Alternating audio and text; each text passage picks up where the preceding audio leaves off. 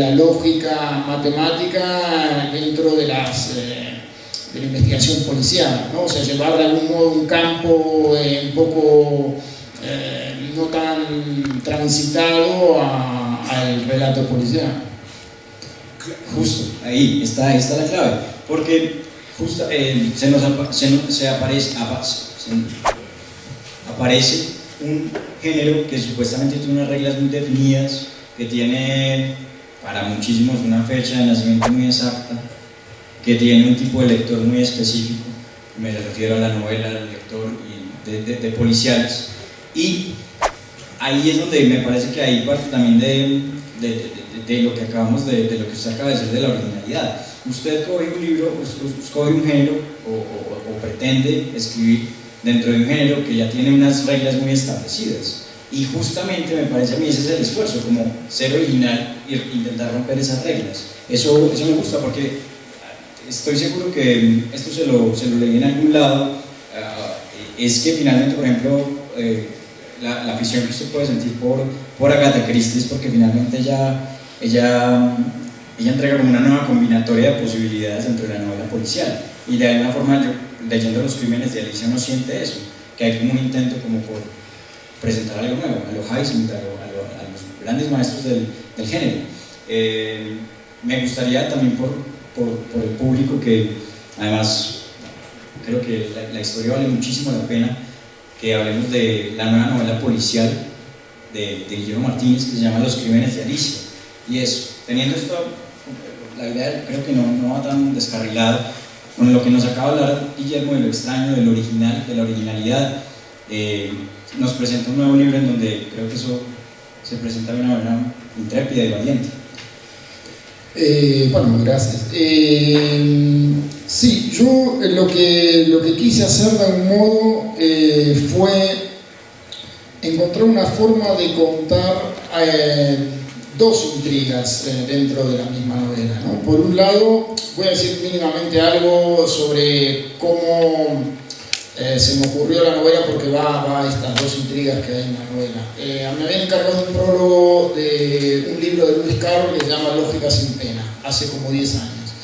Y me di cuenta de que no sabía nada sobre la vida de Lewis Carroll prácticamente, más allá de lo que aparece en algún prólogo de sus libros. Entonces fui a buscar algunas biografías y como que me encontré con el hecho que para mí fue determinante para escribir una novela, que es que Lewis Carroll escribió a lo largo de su vida 13 cuadernos, eran como diarios íntimos. Esos 13 cuadernos quedaron en manos de su sobrino, uno de sus sobrinos, que fue el que escribió la primera biografía y que pudo leerlos íntegros.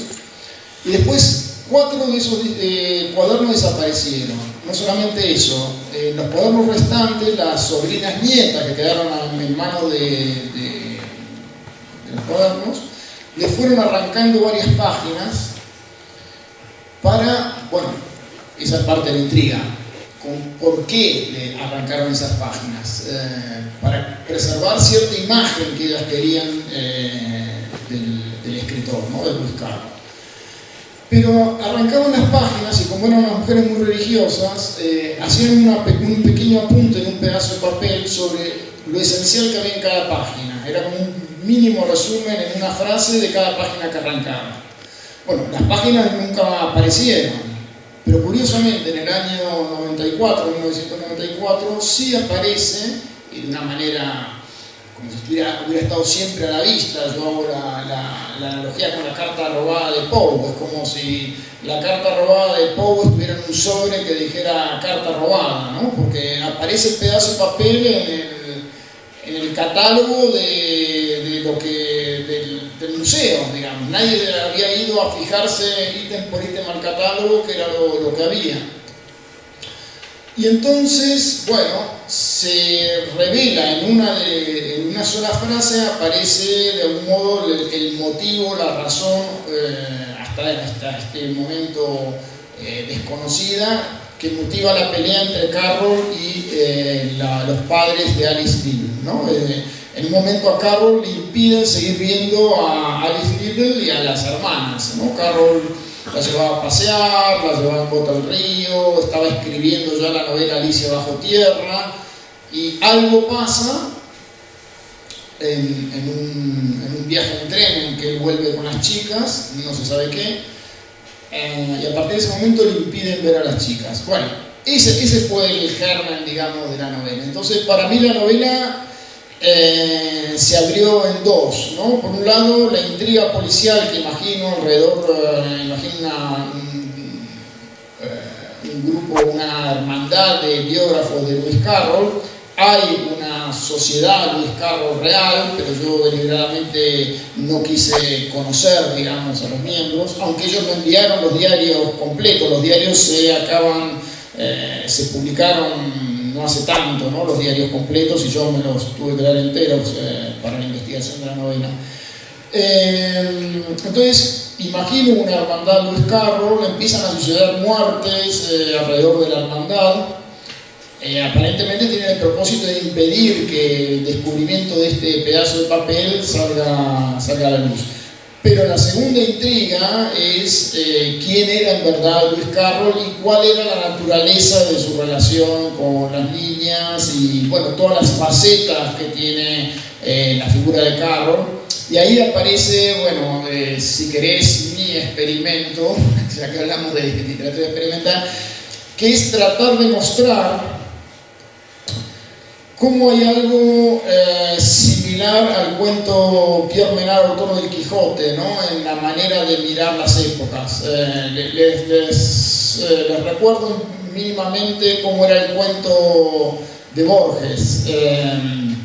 Borges imagina que hay un escritor contemporáneo, Pierre Menard, que se propone la tarea de deducir el Quijote en nuestra época, ¿no? De algún modo mostrar que la escritura del Quijote es fatal, como solemos creer que son las grandes obras maestras, ¿no? Que nos parece que nada sobra, que nada falta, que todo en ellas es como una especie de verdad que viene desde el fondo de los tiempos, etc. Entonces, lo interesante de la idea de Borges es que Pierre Menard logra reconstruir algunos párrafos que son exactamente iguales, ¿no? Palabra por palabra, con los signos de puntuación, son exactamente iguales que los párrafos del Quijote original.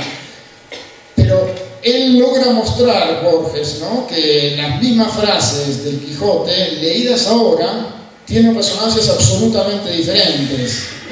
Eso es la gracia, digamos, y la ironía del cuento. O sea, el mismo texto, por el simple paso del tiempo, puede llegar a significar incluso lo opuesto. Por dar un solo ejemplo, el Quijote originalmente estaba escrito en una lengua que quería ser la lengua corriente, pero claro, cuando uno lo reconstruye tantos años después, necesariamente suena como una especie de español arcaizante, como un experimento arcaizante, ¿no? O sea, lo que en su momento cambió el signo, se convirtió en lo opuesto.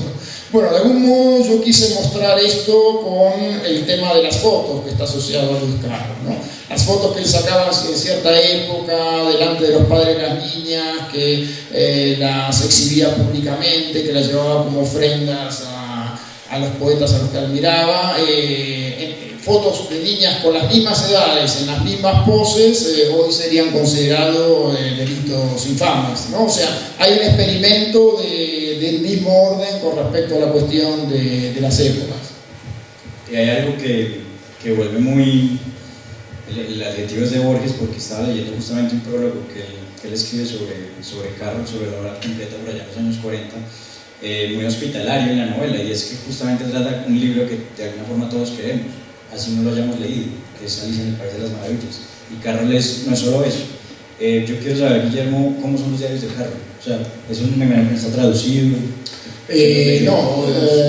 Sí, yo me los leí todos.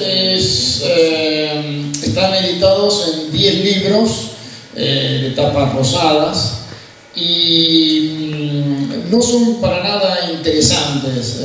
Son diarios...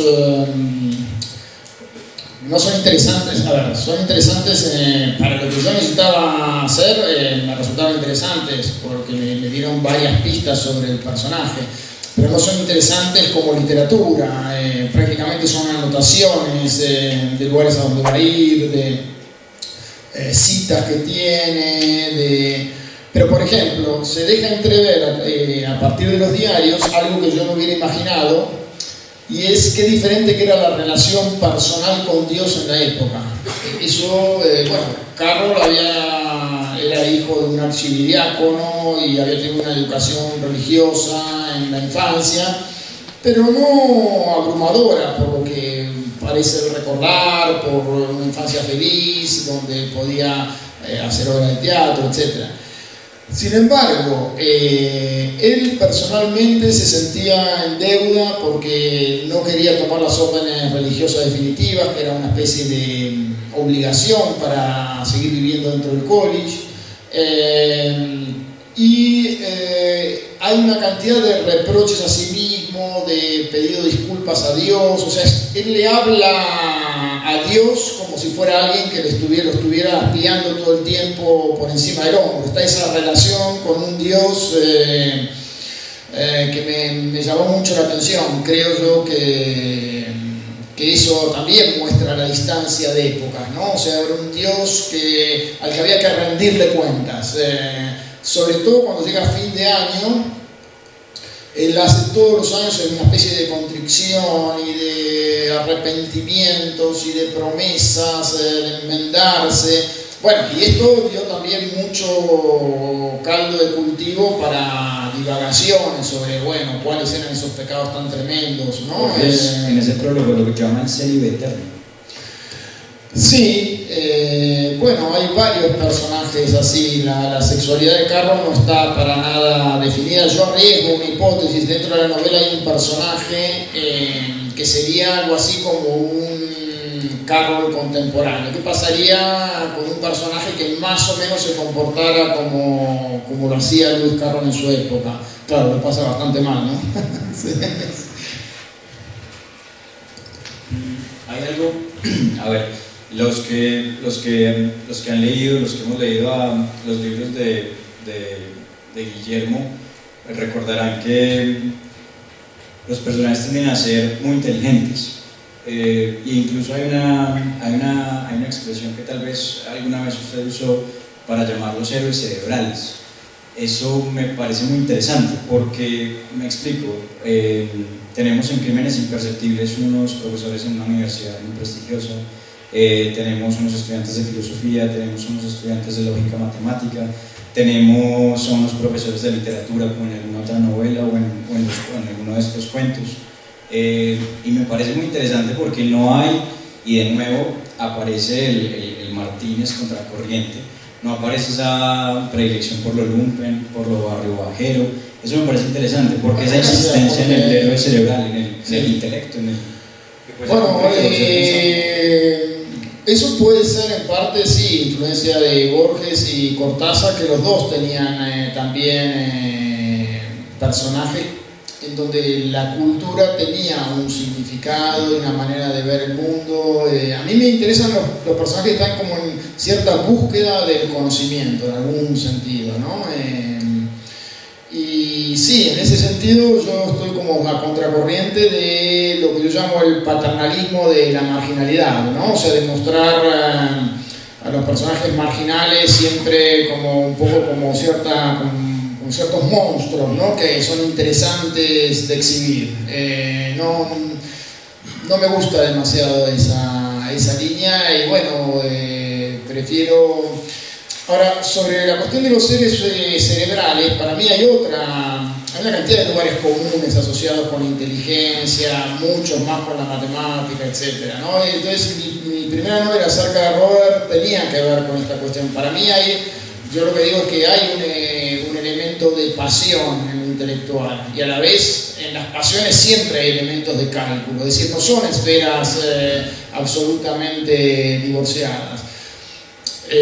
Por ejemplo, voy a dar un ejemplo que aparece en mi novela anterior, Crímenes Imperceptibles. Aparece un personaje real que es un matemático inglés, Andrew Wiles, que fue el que logró probar el último teorema de Fermat, ¿no es cierto?, en el año 95. Yo estaba en Oxford y fui como de algún modo testigo desde Oxford de la conmoción que provocó esta demostración.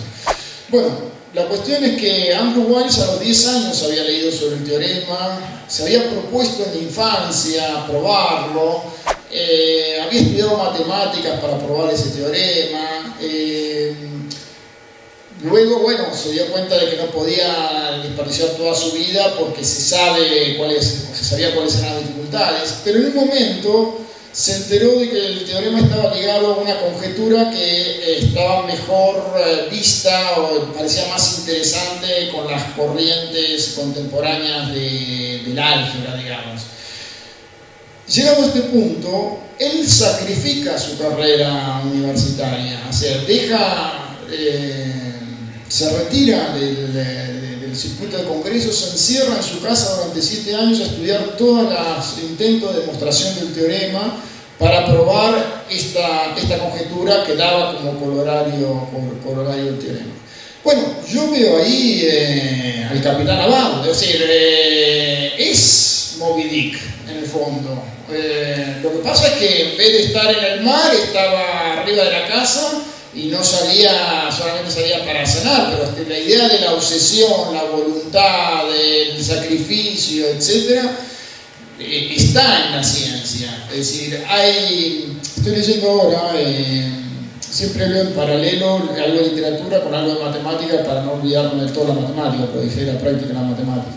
Estoy leyendo ahora 60 biografías de matemáticos y muchas de las biografías son también historias de epopeyas del conocimiento, ¿no? O sea, epopeyas personales, de sacrificios, de sacrificios incluso a la manera de Galileo, ¿no? O sea, de gente que sostiene posturas que no están de acuerdo con la época y son expulsados y libran batallas tremendas dentro de las universidades, en fin.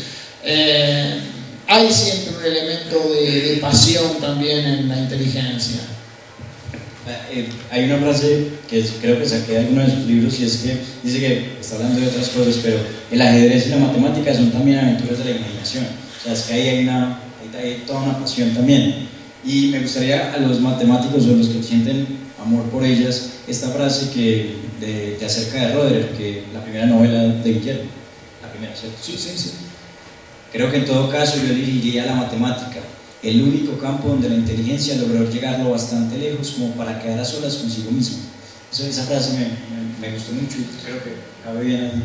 Claro, porque de un modo la física, si bien le dio una cantidad de temas a la matemática y propuso problemas para la matemática, todavía tiene ciertas limitaciones que tienen que ver con los modelos y con la incertidumbre sobre cuánto se sostiene cada modelo.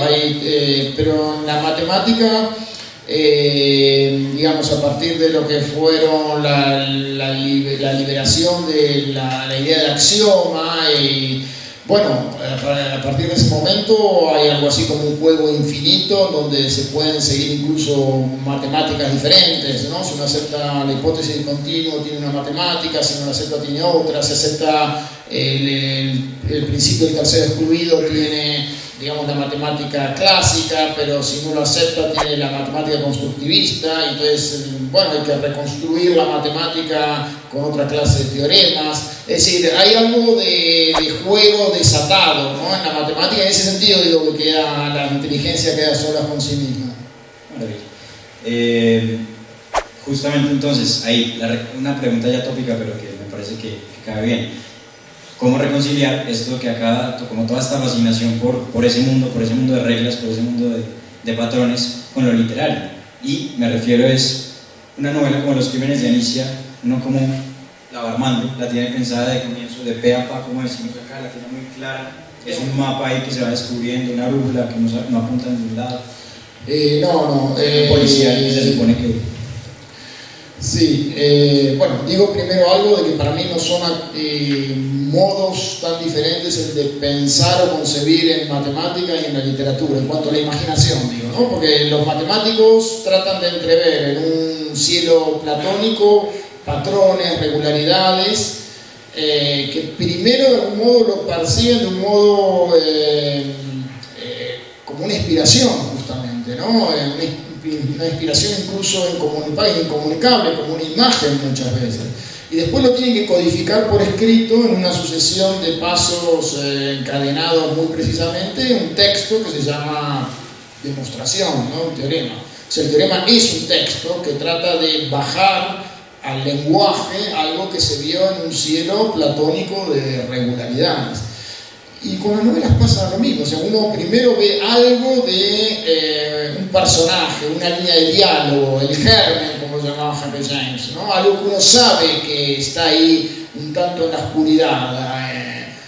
Y después de pensar mucho y de trabajar y de luchar en esa especie de pasaje que hay entre el texto escrito y la idea previa que uno tenía, bueno, codifica algo de eso que entrevió en un texto que se llama cuento o novela. Pero el trabajo, la clase de trabajo es similar en los dos casos. Y después sobre la cuestión de esta novela en particular, no, tuve dos problemas que nunca había tenido en novelas previas, así que cada vez las cosas empeoran. A medida que uno envejece, no es que las cosas se facilitan, sino que empeoran. La primera cuestión que me ocurrió es que empecé con el paso totalmente equivocado, o sea, situaba la novela en un principio en Argentina, donde el narrador recibía toda una historia a lo largo de varios capítulos y recién después viajaba a Inglaterra. Y en un momento dije, no, yo mismo me aburría de esto, ¿no? Tiene que empezar más dentro de la acción, el narrador ya tiene que estar en Inglaterra. Y entonces, bueno, escribí 6 capítulos que tuve que rehacer completamente. Yo odio tirar, me cuesta mucho escribir cada página, entonces odio tirar capítulos, rehacer, ¿no? Pero bueno, lo tuve que empezar otra vez desde el principio. Y el segundo problema serio que tuve, que tampoco lo había tenido tan agudamente como otras novelas, es que necesitaba los personajes, la galería de personajes de la hermandad, ¿no? Las novelas policiales, a diferencia de las otras novelas, en general uno necesita más personajes, ¿no? Porque necesita el elenco de sospechosos de algún modo. Y no quería que fueran meros nombres, ¿no? O sea, quería que tuvieran cada uno sus detalles, sus excentricidades, su mundo oculto, que también importa mucho en la novela policial, ¿no? O sea, la gracia de la novela policial es que los lectores puedan imaginar una especie de vida secreta de cada uno de los personajes. Bueno, realmente estuve 6 meses para poder pensar a todos y la verdad es que los personajes se me ocurrieron a partir de las biografías que leí de Luis Carro. Leí varias biografías y traté de pensar un poco qué clase de persona podría haber detrás de cada biografía, ¿no? Y eso me dio la primera pista para imaginarlos. Perdón, quiero decir que el único que tenía desde el principio es uno que llamo Raymond Martin, que hay 2 divulgadores de la matemática extraordinarios. Uno es Martin Gardner, que tiene libros sobre magia y matemática, sobre literatura y matemática, y que tiene para mí la edición anotada más interesante de Alicia, ¿no? Se llama La Alicia Anotada, está en castellano, está en inglés. Es una edición preciosa donde le va haciendo comentarios al costado de la página sobre muchísimos detalles que me parece que si uno los lee sin esas anotaciones se pasa por alto miles de referencias, chistes, sátiras a poemas escolares de la época. Hace una reconstrucción extraordinaria de por qué a los chicos de la época les gustaba ese libro, que es un libro que para los chicos de hoy es en parte incomprensible, ¿no? Y el otro investigador, el otro divulgador es Raymond Smullyan, que es un divulgador sobre todo de la lógica. Entonces, bueno, mezclé a los dos en un solo personaje que es Raymond Martin. Pero entonces, justamente con esta indecisión, este proceso de rehacer, ¿cómo llega venga, ¿y por qué no convocas el Doña G? O sea, ¿no fue tan fortuito eso? ¿O lo tuvo Pues entiendo que no es lo que acaba de... Bueno, tuve las dudas cuando me enteré de este hecho, de esta cuestión de cómo arrancaban las páginas. Tuve una vacilación ahí porque tenía por un lado casi servida en bandeja una novela de los Henry James, ¿no? Henry James tiene una novela, que es un autor que a mí me gusta muchísimo, tiene una novela que se llama Los papeles de Aspar. Y acá había unos personajes, estas sobrinas nietas, que eran muy religiosas, y toda la historia de cómo negocian con los coleccionistas que le quieren comprar los cuadernos y cómo amenazan con arrancar más páginas todavía. En fin, había ahí ya una historia, pero me parecía demasiado similar, curiosamente, a la historia de Henry James. No veía cómo yo podía contar eso con algún costado original. Y entonces vi que, bueno, la cuestión importante, clave, fue que la fecha en que aparece este pedazo de papel es el año 94, mi novela anterior terminaba en el 93, entonces dije, bueno, le extiendo un año más la beca al narrador argentino y que se quede en Oxford y que sea un nuevo caso con los mismos protagonistas, me pareció más natural. No fui claro tal vez para los que, no sé, para la que yo creo que es la novela más famosa hasta el momento de Guillermo, se llama Crímenes Imperceptibles, que luego se presentó como Los Crímenes de Oxford. No sé, tal vez algunos hayan leído ese libro acá, que además en Colombia se distribuyó y se vendió bien. Fue además una versión, una película, o sea, tuvo una repercusión. Cuando dije Seldon, Arthur Seldon es como el profesor, como la especie de detective, la especie de, siguiendo el tópico como de Sherlock. Y hay un estudiante argentino que no sabemos cómo se llama, ¿cierto? Sí. En la nueva novela se llama G. En la primera ni siquiera tenía un inicial. ¿Qué ocurrió? Cuando se hizo la película, fue una película de la iglesia, le pusieron de nombre Martin. Y yo me quedé un poco molesto con eso, no era el nombre que yo había pensado. Y entonces, por las dudas, le puse G en esta para, bueno, que sea... cambiar la inicial. Pero el libro no es una continuación para los que... No, se lee de manera absolutamente independiente. Yo no sé cuánto tiempo llevamos, pero me gustaría, si alguien tiene alguna pregunta, exacto, mucho gusto.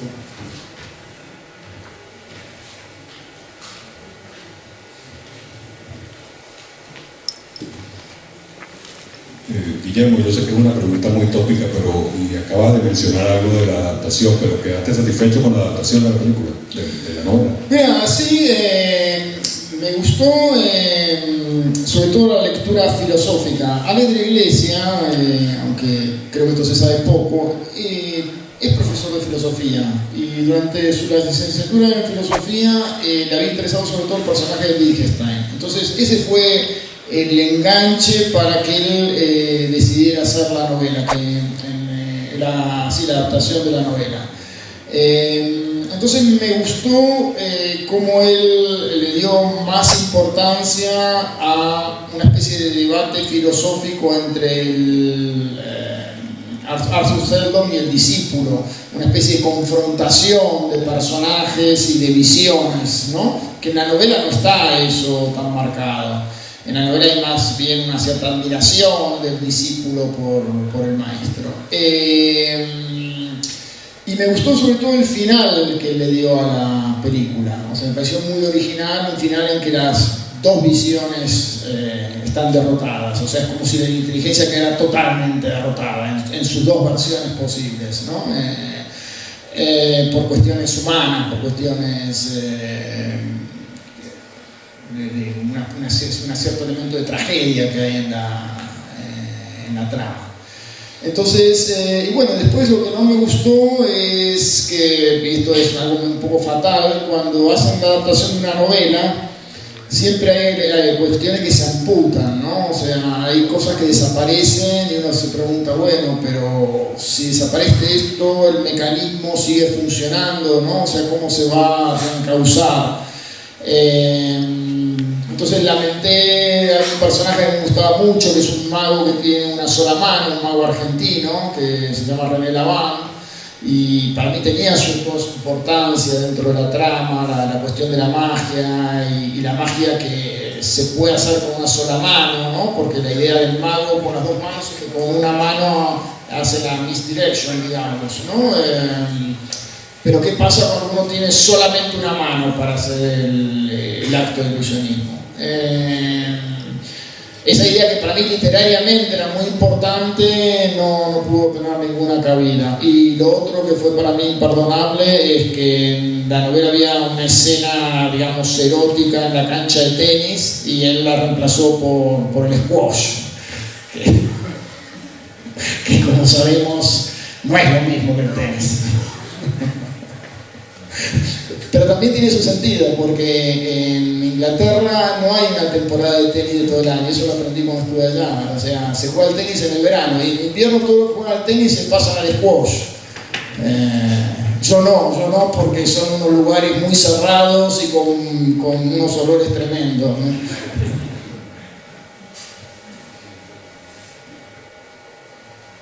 Yo quisiera preguntar algo. Pensando, por ejemplo, en usted es matemático, usted es literato, se me ocurre, por ejemplo, traer a colación un libro llamado Gödel, Escher y Bach. Vamos a hablar de procesos cíclicos, cada uno en lo suyo. Gödel en la matemática, Escher en el dibujo, Bach en la música.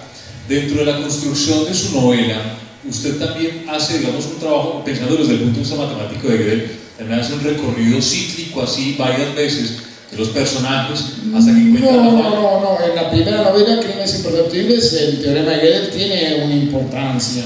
Y en la segunda novela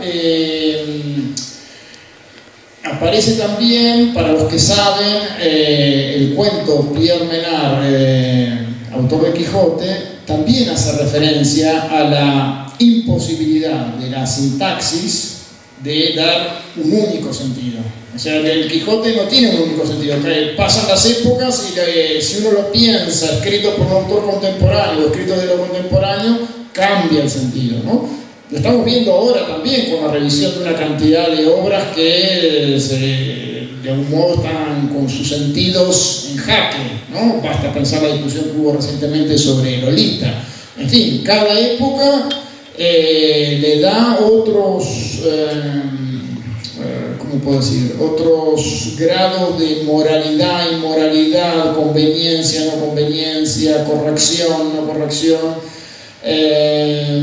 Y la sintaxis es la misma, ¿no? Bueno, esa idea de que la sintaxis no logra capturar un sentido único, en el fondo, cuando los escritores escriben, tienen una ilusión de que están poniendo toda la precisión posible,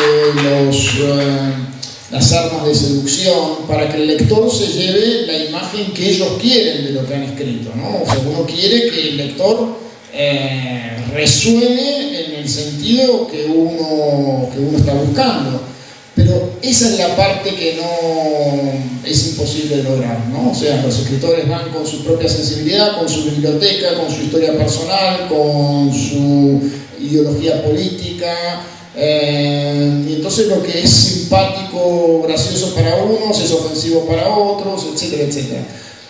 Bueno, esa cuestión esencial de que la sintaxis no logra darse a sí misma sentido es el teorema de Gödel.